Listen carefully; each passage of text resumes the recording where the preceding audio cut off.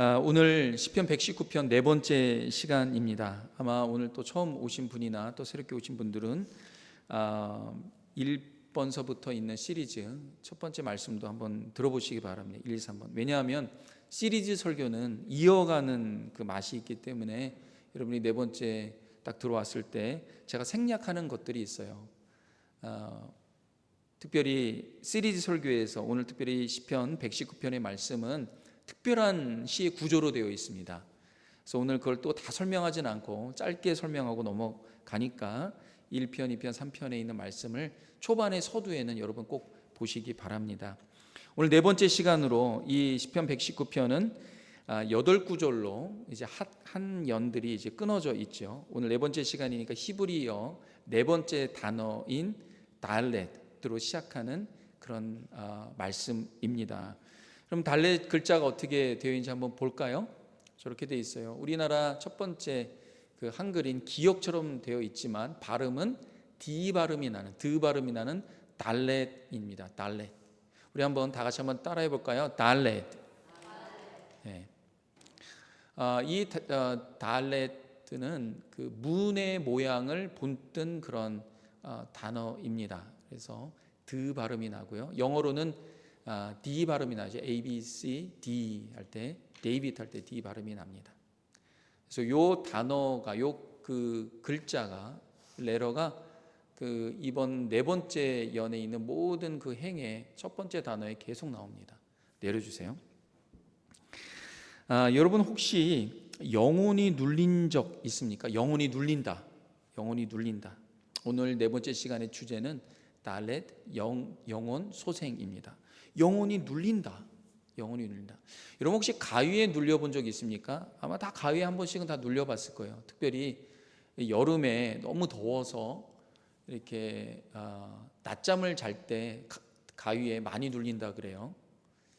이제 기운이 약간 이렇게 빠질 때 그런 가위에 눌린다 그래요. 그러니까 몸이 눌리는 거죠.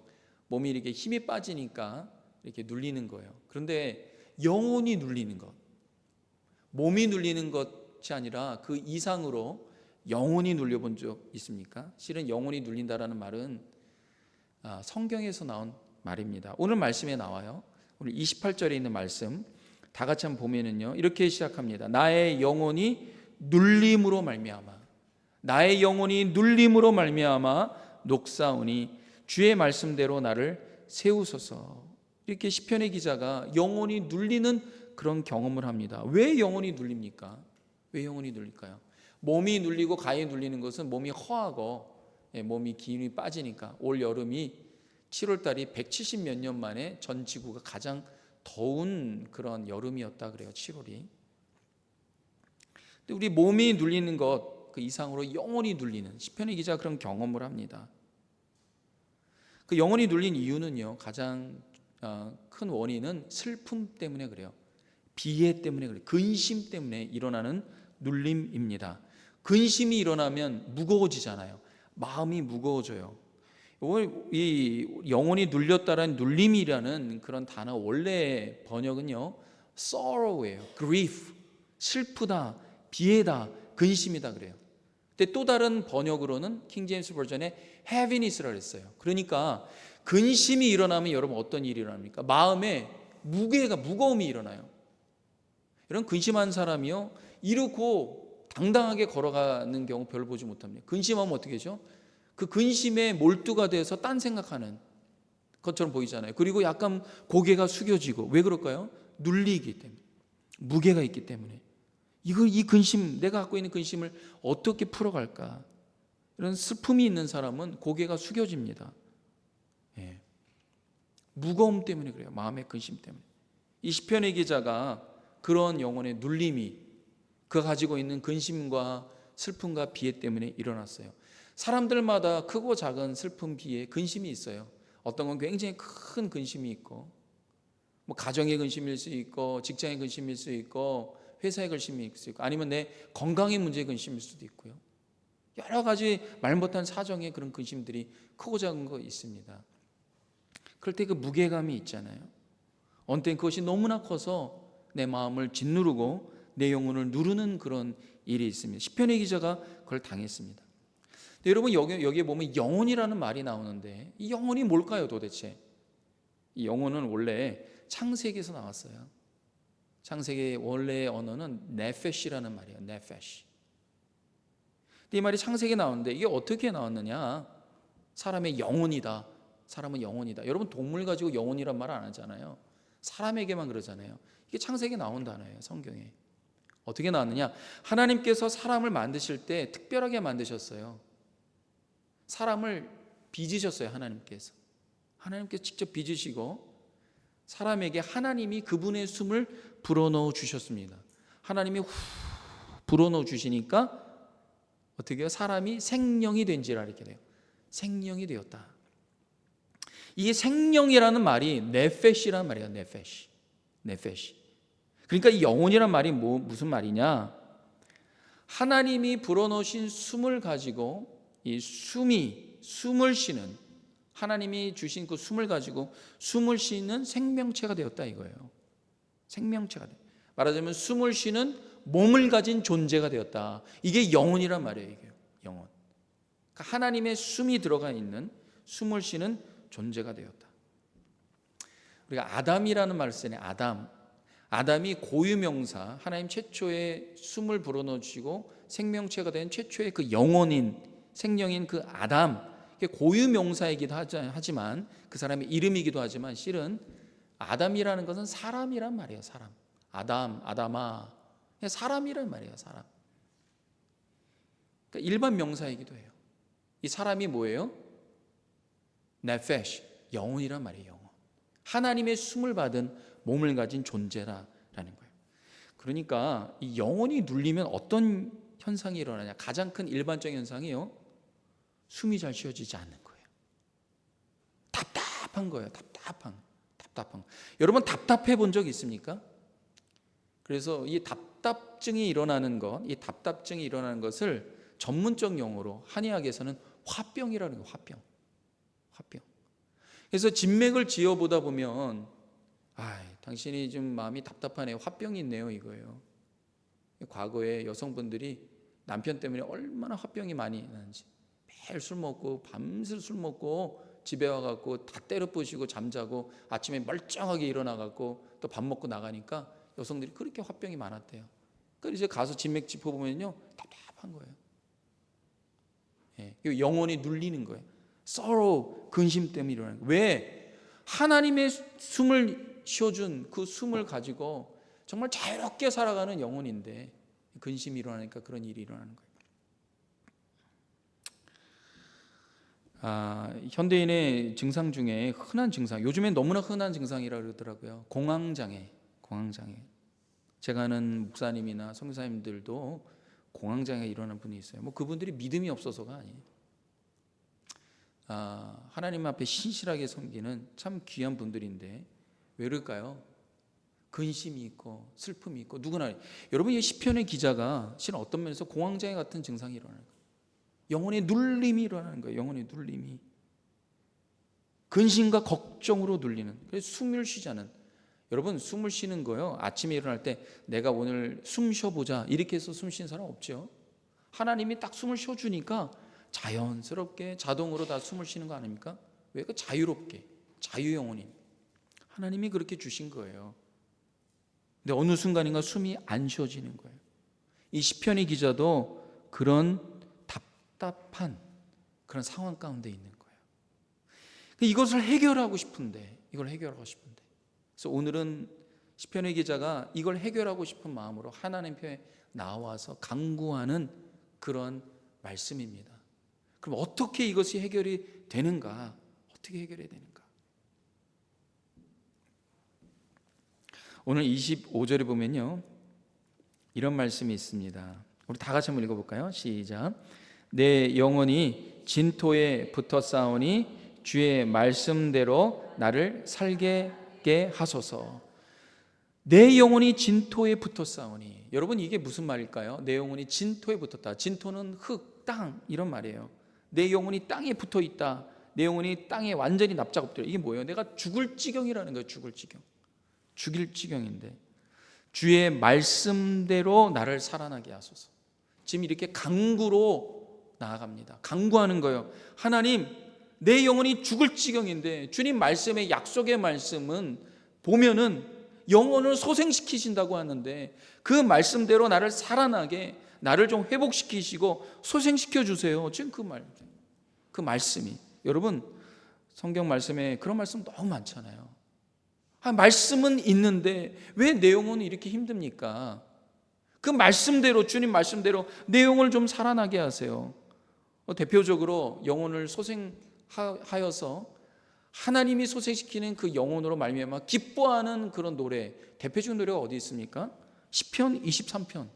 여호와는 나의 목자시니 내가 부족함이 없으리로다. 거기 말씀 가운데 있잖아요. 3절에 보면 이런 말씀이에요. 다 같이 한번 읽도록 하겠습니다. 시작. 내 영혼을 소생시키시고 자기 이름을 위하여 의의 길로 인도하시는도다. 내 영혼을 주님이 소생시키셨다는 거예요. 이 시편의 119편의 기자가 다윗은 하나님 바라보며 정말 영혼이 소생했는데 하나님께서 영혼을 소생시키셨잖아요. 나도 좀 그렇게 영혼 좀 살아나게 하세요. 내가 숨도 못 쉴 지경입니다. 지금 그렇게 간구합니다. 기도하는 거예요. 하나님, 나를 좀 살려주세요. 나를 좀 살려주세요. 근데 이 기도가 전부가 아니에요. 주님, 나를 좀 살려주세요. 여러분 그런 기도하잖아요. 여러분 거기까지만 가면 안 돼요. 거기까지만 가면 안 돼요. 오늘 이 119편을 통하여서 여러분의 기도가 더 한 발짝 더 앞으로 나가면 좋겠습니다. 진정한 기도의 본론은요, 이런 기도예요. 첫 번째 이겁니다. 26절 이렇게 말합니다. 내가 나의 행위를 아뢰매 주께서 내게 응답하셨사오니 주의 율례들을 내게 가르치소서. 먼저 이 시편의 기자가요, 뭐라고 말하냐면 주님, 내 과거에 이런 일들을 낱낱이 구체적으로 주님께 아뢰입니다. 시편의 기자가 하나님 앞에 나의 과거를 얘기하는 거예요. 나의 행위를 아뢰매 구체적으로 주님 앞에 나와서 내가 이랬습니다, 저랬습니다, 이렇게 했습니다. 여러분 왜 이렇게 합니까? 응답받지 못하는 기도를 가만히 보면은요, 대부분의 기도가요 너무 두리뭉실합니다. 너무 포괄적이고 일반적이에요. 주님 이렇게 해주세요, 저렇게 해주세요. 너무 포괄적이에요. 그러니까 주님도 헷갈려요. 도대체 너가 뭘 원하니? 나도 내가 뭘 원하는지 모르지만 대충 이런 식으로 하는데 하나님 이렇게 해주세요. 여러분 그런 기도 많이 하잖아요. 시편의 기자가 내 영혼이 눌리는데 나를 좀 살아나게 하세요, 이걸로 끝나는 게 아니에요. 여러분 그런 기도 많아요. 하나님 내가 이렇게 힘든데 이거 좀 해주세요, 뭐 그 정도 아니라 구체적으로. 여러분 기도가 너무 포괄적이면 안 돼요. 기도가 굉장히 디테일하고 구체적이어야 됩니다. 이 시편의 기자가 낱낱이 내 과거의 행위를 주님께 아뢰었다 그랬어요. 왜냐, 이 시편의 기자가 영혼이 눌리는 것은요, 보통 우리가 어려운 건 뭐예요? 과거의 어떤 행동, 어떤 일, 그 원인에 대해서 지금 온 거 아닙니까? 근데 그것이 뭔지를 모르는 거예요. 여러분 의사가요, 환자의 병을 고치려면은요 가장 중요한 게 뭘까요? 그 병이 어디서 왔는지 그 근원을 알아야 되는 거예요. 그 근원을 알면 고칠 수 있다는 거예요. 근데 근원을 모르니까 못 고치는 거예요. 그래서 여러분 의사에게 갈 때요, 환자가 의사에게 가면요, 의사가 어디가 아파요 물어보잖아요. 그럼 환자가 대부분이에요, 한국 사람들은 그럴 때 두리뭉실하게 얘기한대요. 그냥 몸 전체가 아파요. 여러분 그럼 못 고치는 거예요. 어디가 아픕니까? 계속 꼬치꼬치 묻잖아요. 어디가 아파? 이 대충 있죠. 아니 거기 말고 어디가요? 그래서 결국에는 그 아픈 그 점, 그 스팟, 그것을 발견해야 되는 거예요. 그래서 의사가 구체적으로 뭐 당신은 술을 했습니까? 담배 했습니까? 뭐 회사는 어떻습니까? 지금 무슨 걸 먹습니까? 뭐 이런 거 다 물어보잖아요. 10몇 가지 물어봐요. 그거는 그냥 물어보는 거예요. 구체적으로 물어보는데 그걸로 끝나는 게 아니잖아요. 계속 물어봅니다.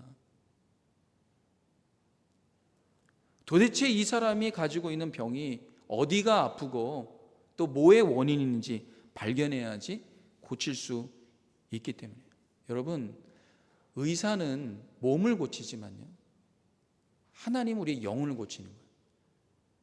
영혼의 의사이신 하나님 앞에 나아가서 구체적으로 낱낱이 여러분의 과거와 내 문제와 이런 걸 알아야 되는 거예요. 시편의 기자가 그렇게 하나님께 나아가니까 어떻게 해요? 내게 응답하셨다는 거예요.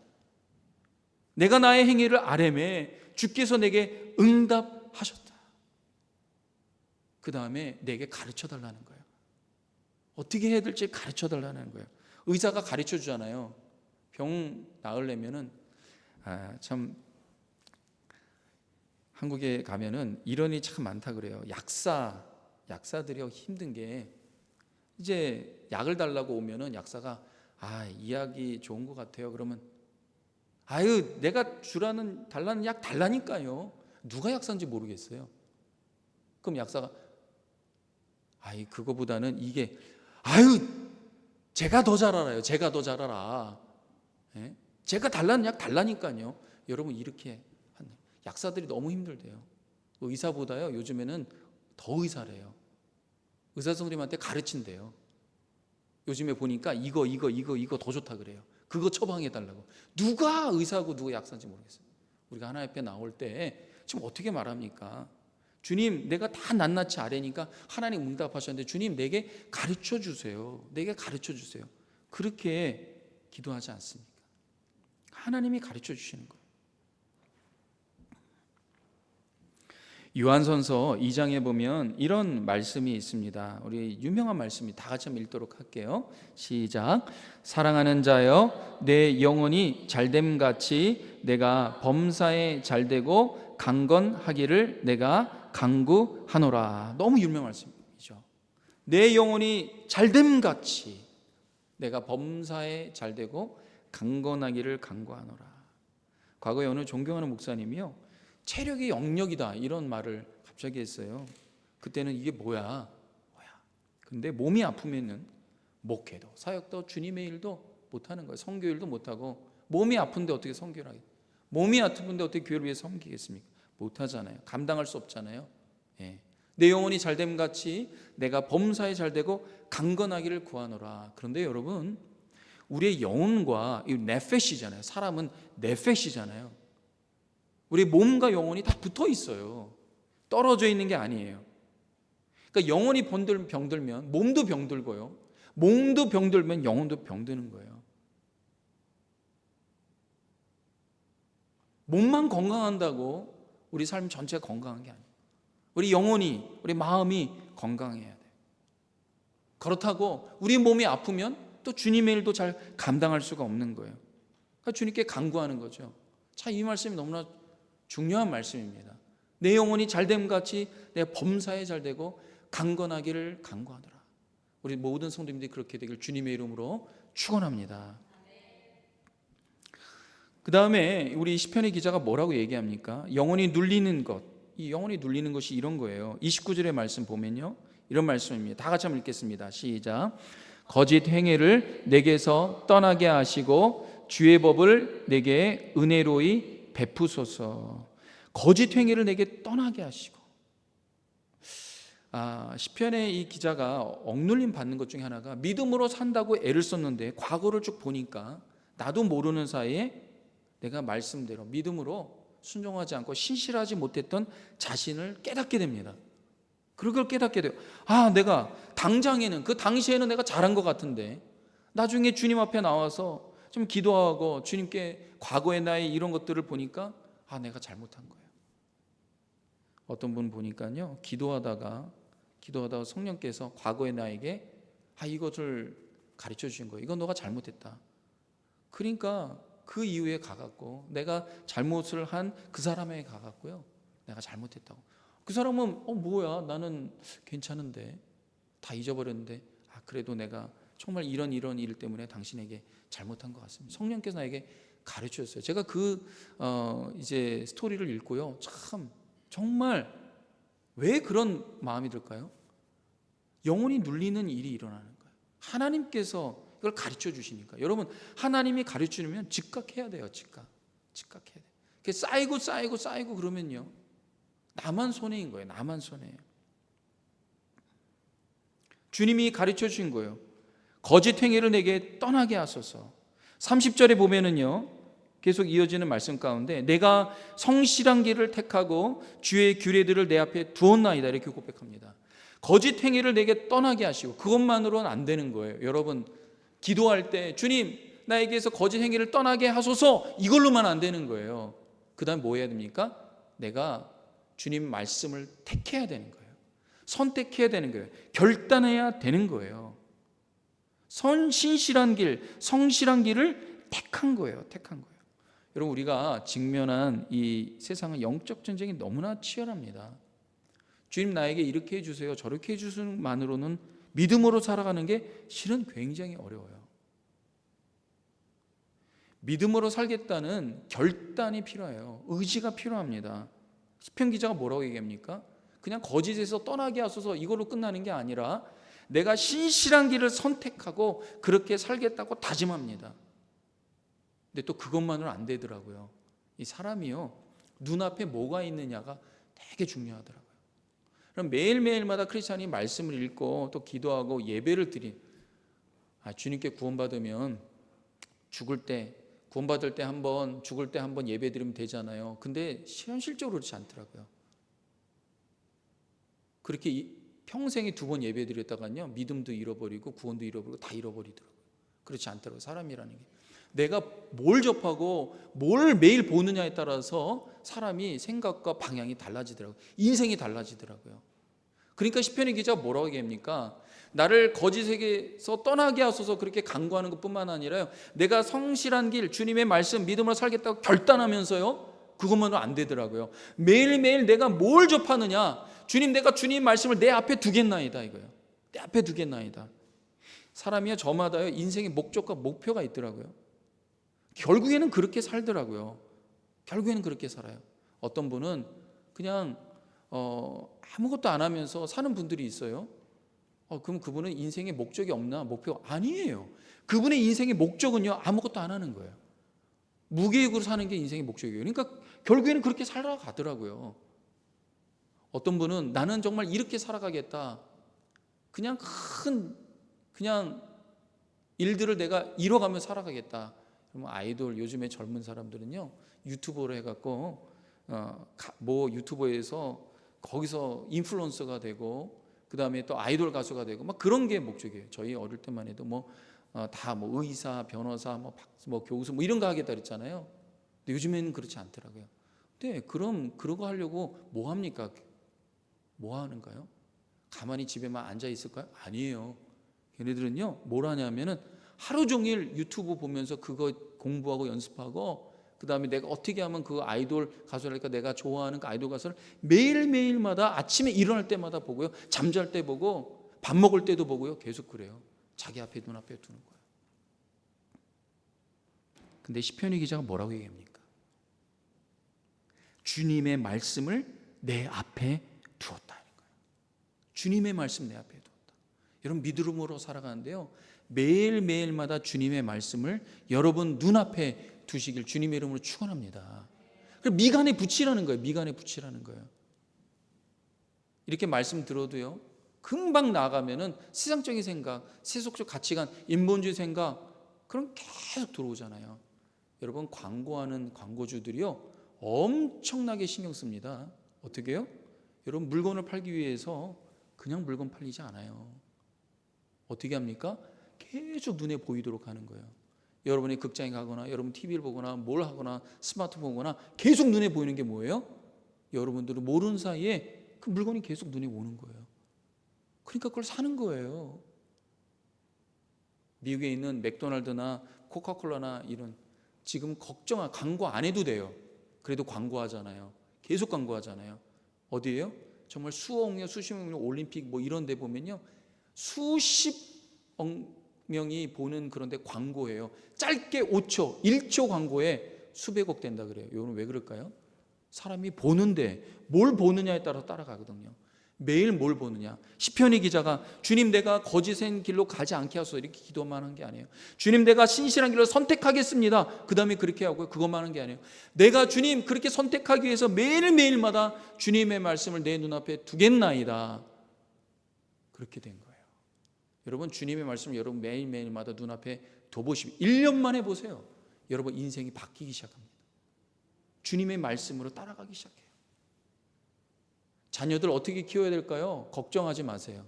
여러분 매일매일마다 기도하고 자녀들에게 매일매일마다 주님의 말씀, 간단한 말씀 5구절만 매일매일마다 1년 동안 해보세요. 애들이 바뀝니다.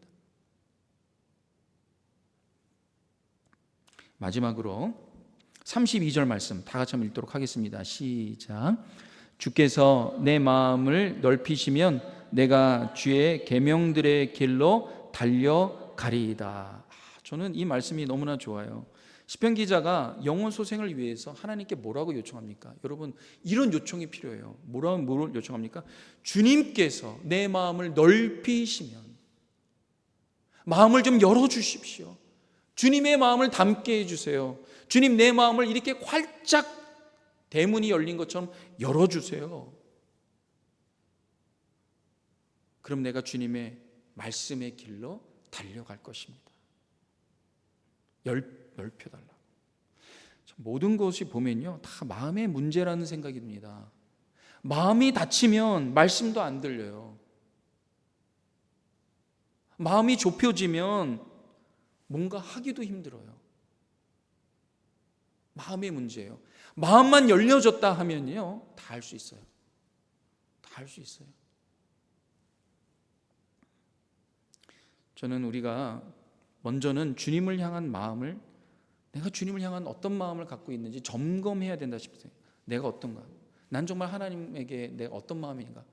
혹시 내가 하나님께 삐져 있는 건 아닌가? 아니면 하나님께 내가 아무리 기도했지만 들려주지 않은 것 때문에 내 마음이 좀 닫혀 있는 건 아닌가? 여러분 이런 마음들을 점검해야 됩니다. 점검해야 돼요. 내가 하나님의 신실한 말씀을 붙들지 않는 이유가 뭔가? 하나님과 친밀한가? 이런 걸 한번 점검해야 돼요. 사도 바울이 고린도 교회 성도들에게 이런 권면을 해요. 고린도후서 5장 20절에 이렇게 말합니다. 그러므로 우리가 그리스도를 대신하여 사신이 되어 하나님이 우리를 통하여 너희를 권면하시는 것 같이 그리스도를 대신하여 간청하노니 너희는 하나님과 화목하라. 하나님과 화목하라. 이렇게 사도 바울이 고린도 교회에게 서신 편지를 보내요. 여러분 이 말씀이요 불신자에게 전하는 게 아니에요. 불신자에게 당신 좀 하나님과 멀리 떨어져 있고 하나님 적대하는데 하나님과 좀 화목하세요 이렇게 말한 게 아니에요. 지금 이것은요 고린도 교회를 향한, 고린도 교회는 뭐예요? 마게도냐에서 가장 큰 교회예요. 바울이 선교회에서 가장 큰 교회로 성장한 교회예요. 근데 그 교회 전체 공동체에게 말하는 거예요. 권면하는 거예요. 사도 바울이 어떻게까지 권면하냐면요, 전 사도 바울이 굉장히 돌진 앞으로 돌진형인 줄만 알았는데 너무나 신사적인 분이라는 걸 말씀을 보면, 그의 편지를 보면요 알게 돼요. 여기 보면 그냥 여러분들 하나님과 적대했으니까 하나님과 좀 화목하세요 이렇게 말하지 않고요, 그러므로 우리가 그리스도를 대신하여 사신이 되어, 그럼 또 말해요. 하나님이 우리를 통하여 너희를 권면하시는 것 같이 그리스도를 대신하여 간청하노니 하나님과 화목하라. 사랑하는 성도 여러분, 그리스도를 대신하여 간청하는데 하나님과 화목하시기 바랍니다. 하나님과 화목해. 다 보면은요 다른 게 아니에요. 뭐 가정에서의 문제, 뭐 사업의 직장에서의 문제, 뭐 사람의 관계 문제 보면요 아무것도 아니에요. 거기가 문제가 아니라 하나님과의 문제예요. 하나님과의 문제. 다 보면은 하나님이 나에게 풍성히 내려주신 은혜를 내가 깊이 경험하지 못했기 때문에 작은 것 같고 힘들어하는 거예요. 작은 것 같고. 여러분 많은 걸 다 갖고 있다고 생각해 보세요. 다 갖고 있어요. 그러면 작은 것 같고, 옛날에 어릴 때 구슬치기 하는데요, 구슬치기 하다 싸우는 애들 보면은요 구슬을요 다 한두 개 갖고 있어요. 그거니까 한 개 잃으면요 막 속이 엄청 상하는 거예요. 화가 나고. 그러니까 막 싸우는 거예요. 나중에 막 치고받고 싸우고. 그런데요 어떤 애가 와갖고 야 내 구슬 가져, 이거 가져, 이거 해, 그리고 우리 같이 놀자 이러는 친구 보면은요 구슬이 100개 200개 갖고 있어요. 한두 개 없는 거 아무것도 아니에요. 결국에 보면은 우리가 하나님께 어떤 은혜를 받았는지를 잘 모르기 때문에 그냥 속이 좁아져 갖고 이것저것 가지고 힘들어하는 거예요. 고린도후서 6장 1절 2절 계속되어지는 말씀에서요, 사도 바울이 그래서 너희가 하나님의 은혜를, 십자가의 은혜를 다시 한번 기억하라 말합니다. 우리가 하나님과 함께 일하는 자로서 너희를 권하노니 하나님의 은혜를 헛되이 받지 말라. 이르시되 내가 은혜 베풀 때 너에게 듣고 구원의 날에 너를 도왔다 하셨으니 보라, 지금은 은혜 받을 만한 때요, 보라, 지금은 구원의 날이로다. 아멘. 지금이라는 거예요. 지금. 여러분, 우리가 참 미루는 경향이 있는데 하나님과의 화목에 있어서 은혜 받는 건요, 미루면 안 돼요. 은혜는요, 현재형이에요. 항상 미래에 나타나는 것이 아니에요. 믿음, 은혜는 지금 이 순간 하나님께서 내려주시는 그 순간에 일어나는 약속의 은혜가 있거든요. 그걸 받아야 되는 거예요. 주님께 마음을 열어서 주님 내용을 소생시켜 주시고, 주님 나를 의의 길로 인도하여 주시고, 하나님 내가 정말 지금 은혜 받지 않으면, 은혜를 깨닫지 않으면 난 살 수 없습니다. 지금 은혜 깨닫기 원합니다. 여러분, 지금 마음을 열어서 주님과 화목하는 은혜. 그렇게 될 때 시온의 대로가 열리는 거예요. 말씀의 대로가 열리는 거예요. 축복의 말씀, 약속의 말씀의 대로가 열리는 거예요. 대부분에 보면 우리의 마음이 닫혀 있기 때문에, 하나님의 은혜를 잘 깨닫지 못하기 때문에 대부분이 다 닫혀 있더라고요. 마음이 닫히면 축복도 닫히고 약속도 닫히고 말씀이 닫히니까. 여러분, 하나님과 꼭 화목하시고 하나님과 친밀한 교제를 나누시고, 이번 BBS의 주제가 뭐예요? 하나님은 나의 친구이시다. 마음이 활짝 열리는, 그래서 말씀의 대로로, 말씀의 고속도로로 나아가시는 우리 모든 성도님 되시길 주님의 이름으로 축복합니다. 기도하겠습니다. 하나님, 우리 성도님들의 마음을 활짝 열어 주시옵소서. 하나님과 화목하여 약속의 말씀의 축복의 대로가 열리게 하옵소서. 예수님의 이름으로 기도합니다. 아멘. 우리 잘